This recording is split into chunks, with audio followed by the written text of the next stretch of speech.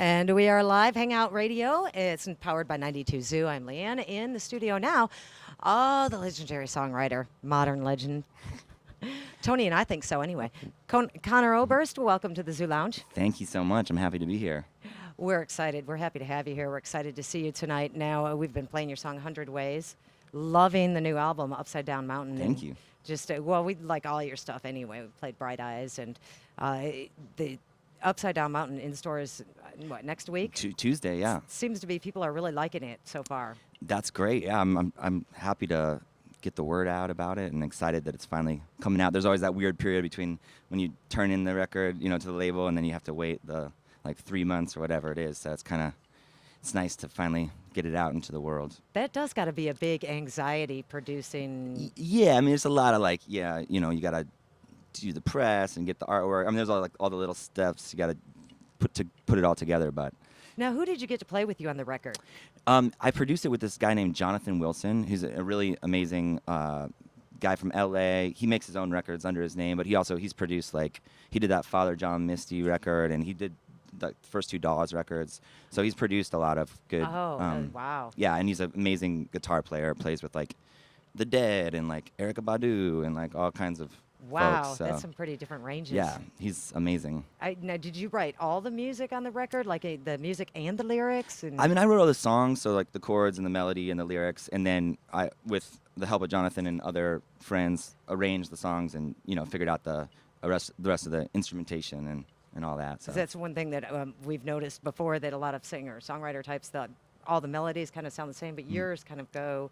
It has a lot of texture and has a lot of entertainment for the ears. Cool, yeah. I mean, I always think of songs as sort of, there's a song as it exists kind of in my mind, the chords and the lyrics and the melody, and then there's the way it exists when you record it, which hopefully people get a chance to hear, and then there's the way it exists every time you play it, and it's I like to reinterpret all the songs, and I think that's one of the best things about making music is that collaborative process with other musicians where they get to really kind of decorate your song and help you, hopefully experiment and make them, give them each their own identity. Yeah. They do definitely have their own identity. Some pretty prolific writing. Are you a fan of Leonard Cohen? I am, yes. I could tell. Big time. I could tell, because it's just, as Tony was saying, the way you start out one thought and go to another, the phrasing, and Tony's a big fan too. And the way the new album flows, and you're talking about working with other people. Monsters of Folk album was one of my favorite albums. I mean, that was so much fun. It was a blast. That had to be working with M. Ward and Jim James, and it sounds like it. It was so much fun, and we got to do a whole world tour, and it was just laugh a minute. Jimmy J is one of the funniest people on the planet, so just constant jokes, and that was so cool. Hopefully we'll get together again. Everyone's schedules are so crazy, but it was a great album. Well, thank you. And then just the name of the band, Monsters of Folk, all I could think of is the Monsters of Rock tour. Totally. Yeah, everything with that band that kind of starts as a joke, and the name clearly. So. Well, on the new record, you got a song called "Your Mother's Daughter." You are your mother's child. Yes. And it almost sounds like you Are you describing your own daughter, or? I don't have any kids.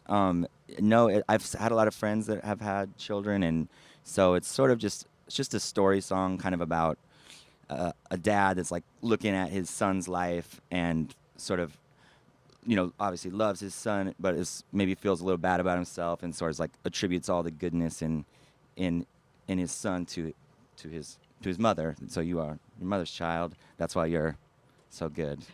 That song stuck out to me because that's what my husband always says about my children. You are your mother's child. Yeah. Look at you. So, and what was the other song I liked? I lost my notes. Oh, well, the Zigzagging Through Light and the 100 Ways is the one that we're playing. Awesome. And just the way that just turns everything around to make it such a happier thing. And yeah, you mentioned the Jungle Book, and that might be an apt description for that one. It's got the beat. That was Tim. It's got, I just like it toe tapping. It makes them happy.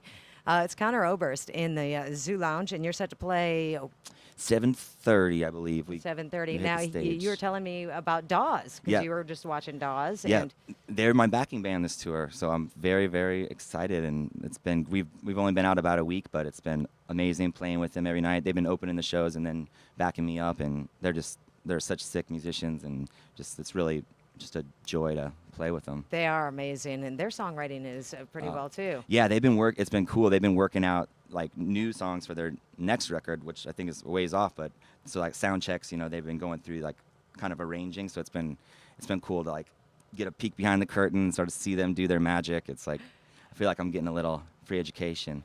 Is there ever any time when you're with people that, hey, we should just write a song together? How often does that happen? Oh, definitely. I mean, I well, think obviously Monsters of Folk. but- yeah, I think it's pretty natural. Like when you're a musician, like you become friends with someone, and then it's sort of like the next step is like, okay, we should play some music together. So that's When speaking of that, 1 year at Bonnaroo, we caught you, and it might have been the same year that everybody hated Kanye for. No, I don't think it was. It was before that. But you got Bonnie Raitt on stage with John Prine. oh wow, I didn't. John Prine was up there? You sang a John Prine song. That is, I'm sure, is true. Okay, And I'm actually, I I'm playing a show with John Prine in the fall, and I'm really excited about that. But I've never had a chance to play with him before, so I think it was maybe somebody else. But Oops, I dropped down dead. but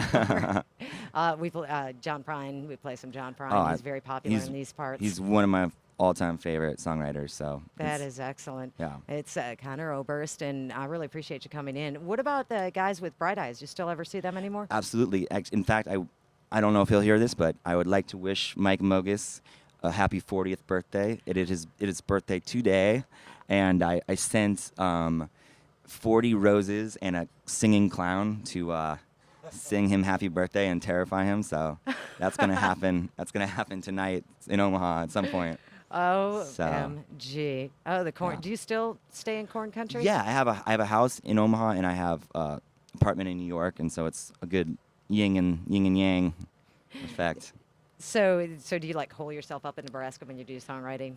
Well, we have Mike and I. Our houses are kind of connected, and that's where our studio is. So like we kind of, put all our money together and built this really nice studio like probably 5 years ago. So we do a lot of music out of so there. you still work together a lot? Yeah, totally. Do you still have the Saddle Creek Records? It's still going strong. I'm not really a part of running it anymore, or they've obviously put out a lot of my records, and I'm still friends with all of them. But no, yeah, they're doing good. Yeah. Oh, okay. I was thinking that I know it was a musician that came. I was thinking you had the Saddle Creek Records. No, I definitely like all of our friends, like kind of this group of bands, like myself and this band The Faint and Curse It. We all kind of started the label together, and then as things go, it sort of ended up with one person's name on the legal documents, and Oh, so that was you. As and time, no, everybody was not talking me, about- not me.